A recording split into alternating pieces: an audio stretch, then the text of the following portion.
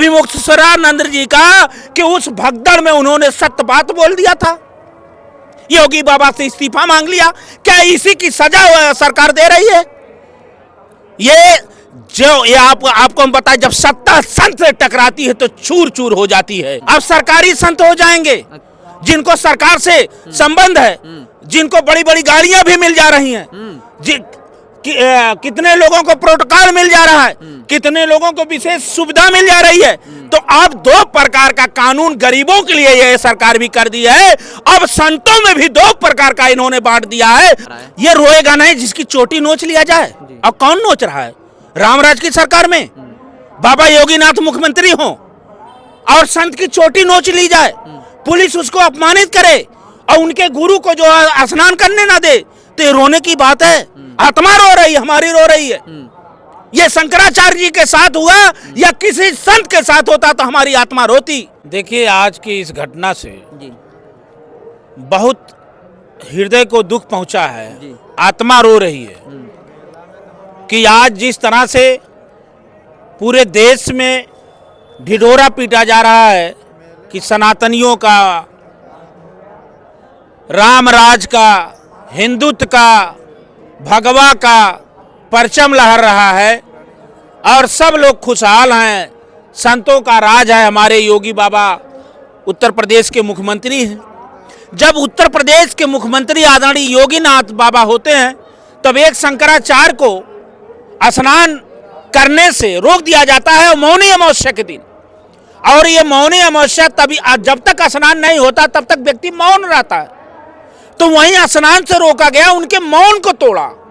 कौन तोड़ा? आपकी पुलिस प्रशासन तोड़ रही। क्यों तोड़ रही है? ये क्या व्यवस्था है? आपने तो एक अपना हिंदुत्व का चेहरा बनाने के लिए, एक माहौल बनाने के लिए, नफरत पैदा करने के लिए एक बार घोषणा कर दिया कि मुसलमान नहीं आएगा। मुसलमान तो नहीं रोका, या कोई अन्य व्यक्ति तो आके नहीं रोका। एक शंकराचार्य का जिस प्रदेश, जिस देश में अपमान होता हो, शाही स्नान करने से रोका जाता हो, उसके मौन को तोड़ा जा सकता है। तो मैं समझता हूं रामराज नहीं है, रावण राज है। रावण राज में ऋषियों को सताया जाता था, रावण राज में संतों को अपमानित किया जाता था, रावण राज में सत्य पे प्रहार किया जाता था। आज अगर कोई एक आम नागरिक करता, आप सोच लो, जब एक शंकराचार्य का यह दृश्य है तो एक साधारण संत क्या हाल होगा। तो इससे सनातन को जो मजबूत करने वाले लोग हैं, जो उनके नाम पे केवल ये लोग वोट लेते हैं, भारतीय जनता पार्टी केवल वोट लेने का काम करती है। भगवा के नाम पे, राम के नाम पे, सनातन के नाम पे, हिंदू के नाम पे, प्रयागराज के नाम पे, ये केवल वोट लेने का काम करने का काम करते हैं। और संतों को जब सम्मान देना होता है तो उन्हीं लोगों को देते हैं जो उनके स्वर में स्वर मिला के काम करने का। आज मैं पूछना चाहता हूं, सभी संतों से मेरा निवेदन है और शंकराचार्यों से निवेदन है कि क्यों आप इस समय नहीं बोल रहे हैं? अब तो आपका स्नान जिनका हो गया, उनका तो मौन टूट गया, उनको तो सत्य बात तो बोलना चाहिए। क्या यही अपराध इनका मिल रहा है अभिमुक्तेश्वरानंद जी का कि उस भगदड़ में उन्होंने सत्य बात बोल दिया था, योगी बाबा से इस्तीफा मांग लिया? क्या इसी की सजा सरकार दे रही है? ये आपको हम बताएं, जब सत्ता संत से टकराती है तो चूर चूर हो जाती है। तो इसकी हम घोर निंदा करते हैं। ये मेला भी तो साधु संतों का ही मेला है, और जब साधु संत स्नान नहीं करेंगे तो फिर कहाँ से ये मेला रहेगा? ये कौन करेगा? अब कहाँ साधु संत स्नान करेंगे? जो रेवटी में लगा के हैं, कल्पवासी हैं, वो कैसे कर पाएंगे? जब शंकराचार्य इस देश का नहीं कर पा रहे हैं, वही लोग करेंगे जिनको सरकार का संरक्षण होगा। अब सरकारी संत हो जाएंगे जिनको सरकार से संबंध है, जिनको बड़ी बड़ी गाड़ियां भी मिल जा रही हैं, कितने लोगों को प्रोटोकॉल मिल जा रहा है, कितने लोगों को विशेष सुविधा मिल जा रही है। तो अब दो प्रकार का कानून गरीबों के लिए यह सरकार भी कर दी है।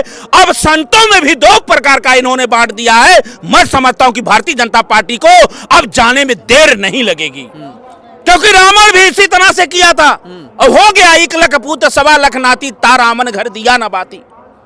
इससे सारा साधु संत जो है आक्रोश में दिखाई भी दे रहा है। कुछ लोग जो उनके समर्थन में वहाँ पर धरने पे बैठ गए हैं। और अभी मैंने देखा था एक साधु जो है कि बहुत ज़्यादा रो भी रहे थे कि जो है हम लोग साथ जो है अन्याय हो रहा है, न्याय नहीं मिल पा रहा है। ये रोएगा नहीं जिसकी चोटी नोच लिया जाए। जी। और कौन नोच रहा है?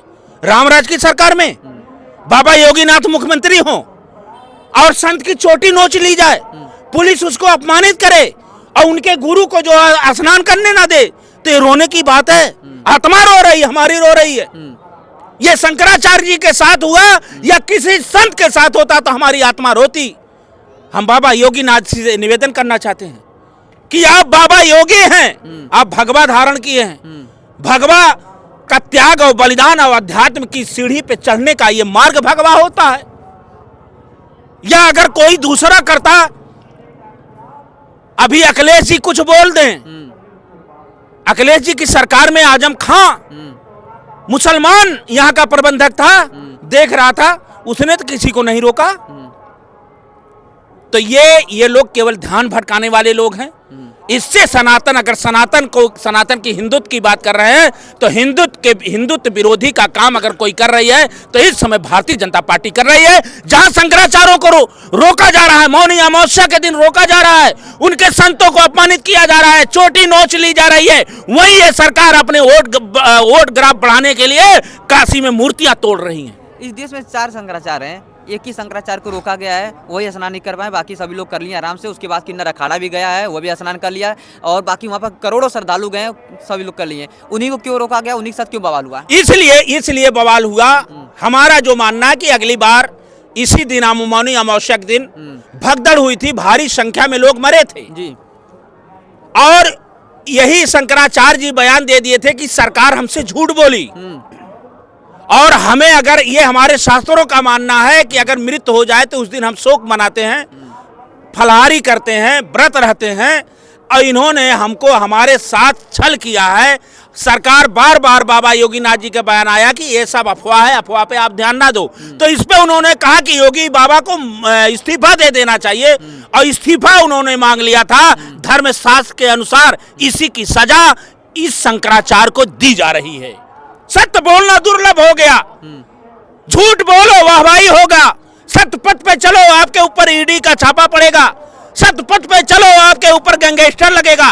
सत्य पथ पे चलो, आपके घर पे नोटिस चस्पा हो जाएगी। ये रामराज है, ये भाजपा का रामराज है।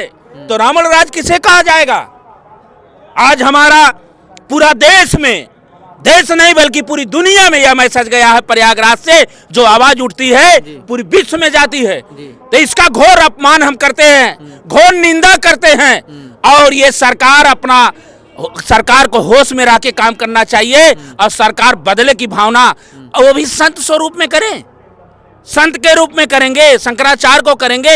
यही लोग तो भारतीय जनता पार्टी के लोग रहे, इन्हीं शंकराचार्यों का अपमान किया था अयोध्या मंदिर में। इसीलिए अयोध्या से ये लोग हार गए और अखिलेश यादव जी का प्रत्याशी वहां जीत गया। तो क्या लगता है 2027 में फिर से सपा? 2027 में ये देश की जनता, सनातनी, हिंदू, अगड़ा पिछड़ा, गरीब, दबा कुचड़ा, सब मिल करके ये सब इसका बदला लेंगे और भारतीय जनता पार्टी को उखाड़ के फेंक देंगे। अच्छा। क्योंकि संतों की आय, किसी को अपमानित आप करोगे, कहीं बुलडोजर के नाम पे, कहीं गाय के नाम पे, कहीं ब्राह्मण के नाम पे, कहीं हिंदू के नाम पे, कहीं मुसलमान के नाम पे, कहीं दलित के नाम पे, आप केवल ध्यान भटकाने का काम करोगे। आपके प्रवक्ता बोल देंगे 2 प्रकार की गायें हैं, एक मिथुन गाय है, एक देसी गाय है। ये क्या सनातन मजबूत करना है? इसलिए संविधान अब खतरे में है, लोकतंत्र खतरे में है। इसका प्रमाण है कि यहाँ का स्नान संतों का स्नान है। जब प्रयागराज में शाही स्नान एक शंकराचार्य को रोक दिया जा रहा है तो गरीबों की नौकरी क्यों नहीं रोकी जा सकती है? संविधान पे भी खतरा है, लोकतंत्र पे भी खतरा है, मानवता का भी खतरा है। इसलिए मानवता को बचाने के लिए, संविधान बचाने के लिए और उत्तर प्रदेश को उत्तम प्रदेश बनाने के लिए मैं आपके मध्य से कहना चाहता हूं, नौजवानों, किसानों, गरीबों, मजदूरों, छात्रों, सत का साथ दो, पीडीए जिंदाबाद बोलो, अखिलेश को मुख्यमंत्री बनाओ।